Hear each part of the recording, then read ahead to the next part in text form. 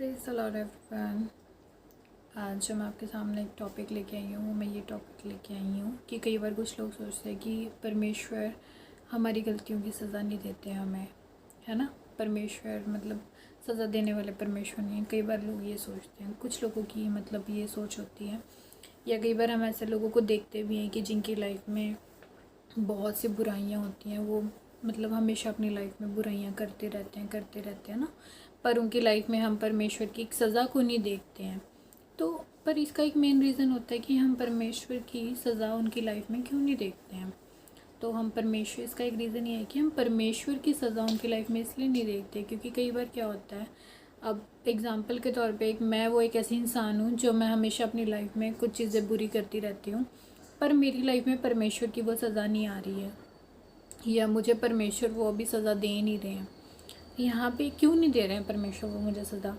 यहाँ पे एक रीज़न ये है कि हो सकता है शायद मेरी फैमिली में कोई एक ऐसा इंसान है जो मेरे और परमेश्वर के बीच में हो, और परमेश्वर उसके कारण मुझ पर दया कर रहे हो।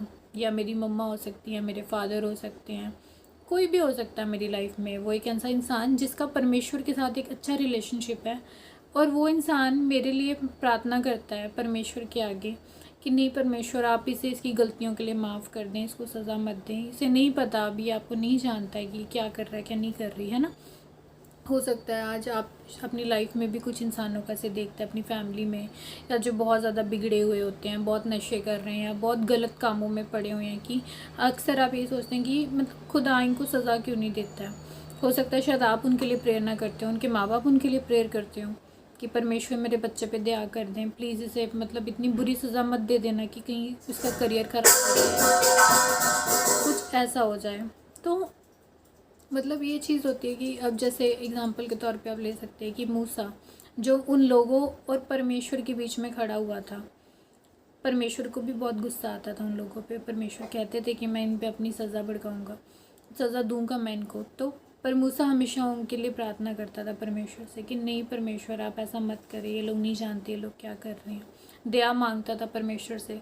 सेम इसी तरह से परमेश्वर जो पिता से हमारे लिए दया मांगते हैं जब हम भी अपनी लाइफ में ऐसी गलतियां कर देते हैं, पर परमेश्वर हमारे लिए दया मांगते हैं कि नहीं पिता, इन्हें नहीं पता ये क्या कर रहे हैं, इन पे दया कर दें। पर एक बड़ी बात ये भी है कि जब परमेश्वर की वो दया, या वो इंसान अगर आपके लिए प्रार्थना करना छोड़ दे, तो जब वो आपकी सज़ा आपकी लाइफ में आएगी तो अब आप क्या करेंगे।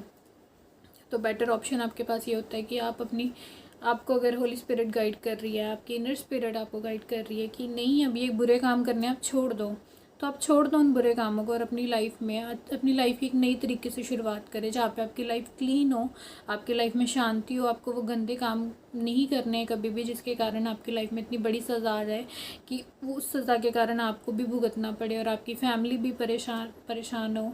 क्योंकि जब भी कोई इंसान होता है, जब उसकी लाइफ में किसी भी तरह की सज़ा आती है, वो सिर्फ उसी को इफ़ेक्ट नहीं करती, वो उसकी पूरी फैमिली को इफ़ेक्ट करती है। प्रॉब्लम तो सबको इफ़ेक्ट करेगी ना, चाहे वो किसी एक इंसान के कारण आई हो। तो आज अपनी लाइफ में वो बुरे काम करने छोड़ दें, या अगर आपको लगता है कि आपकी फैमिली में कोई ऐसा पर्सन है जो मतलब हमेशा बुरे काम कर रहा है या नहीं छोड़ रहा है, तो आप उसके लिए और ज़्यादा प्रार्थना करनी शुरू कर दें। उसको समझाएं, उसको प्यार से समझाएं, गुस्से से तो कुछ भी नहीं होता है। उसे प्यार से समझाएं कि नहीं तुझे काम नहीं करने हैं। परमेश्वर की अगर अचानक तुझ पे सजा आ गई तो तू क्या करेगा। अगर कोई इंसान नशे करता है, हो सकता है वो आज नशे कर रहा है, आज उसको नहीं समझ आ रहा है कि वो क्या कर रहा है, पर अगर अचानक उस पर परमेश्वर की सज़ा आ गई और उसके नशों की जो मतलब अब जो लत है, अगर वो बीमारियों में मतलब अब बीमारियों में तो बदलेगी ना, अगर वो नशे इतने कर रहा है तो अब वो ज़्यादा अगर ख़तरनाक बीमारी लगी तो वो क्या करेगा। ये सज़ा ही तो हुई एक तरह से आपकी लाइफ में। तो अपने बुरे कामों को करना छोड़ें और परमेश्वर और थैंक्स बोलें उस इंसान को जो रेगुलर आपके लिए प्रेयर कर रहा है, रेगुलर आप पे एक सज़ा आने से मतलब आपको बचा रहा है वो इंसान। तो अपनी लाइफ में आप एक अच्छी शुरुआत करें, उन सब कामों को मत करें जो परमेश्वर को प्रॉब्लम देते हैं, परमेश्वर को हर्ट करते हैं। अगर एक फेवर परमेश्वर का आपके ऊपर बना है तो उसको हमेशा के लिए बना के रखें अपने ऊपर। तो मैं समझती हूँ कि जिन लोगों को ये लगता है कि उन लोगों पे सज़ा क्यों नहीं आती, तो वो हो सकता है वो आप ही हूँ जिसके कारण उनके ऊपर सज़ा नहीं आ रही है। आप ही उनके लिए प्रेयर करते हो, इसीलिए उन पर सज़ा नहीं आ रही है। जैसे मूसा दूसरों के लिए प्रेयर करता था, मूसा परमेश्वर का बहुत ही क्लोज मतलब एक क्लोज कह सकते हैं। मैं उम्मीद करती हूँ आपको मेरी बात समझ आई होगी। God bless you. और जो लोग भी ऐसे बुरे काम कर रहे हैं उनके लिए रेगुलर प्रेयर करें ताकि उनकी लाइफ ख़राब होने से बच जाए।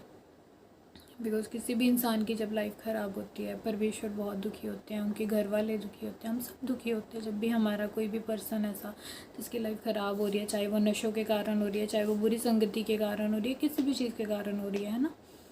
तो उन्हें गाइड करें, उन्हें अपने साथ उनके लिए प्रेयर करवाएं उनके लिए, और अपने साथ अपनी अच्छी संगति में उनको रखें, प्रेयर, बाइबल स्टडी। मैं उम्मीद करती हूँ आपको मेरा मैसेज समझ आया होगा। आपको ये मैसेज अच्छा लगा तो शेयर करें इसको दूसरों के साथ। God bless you.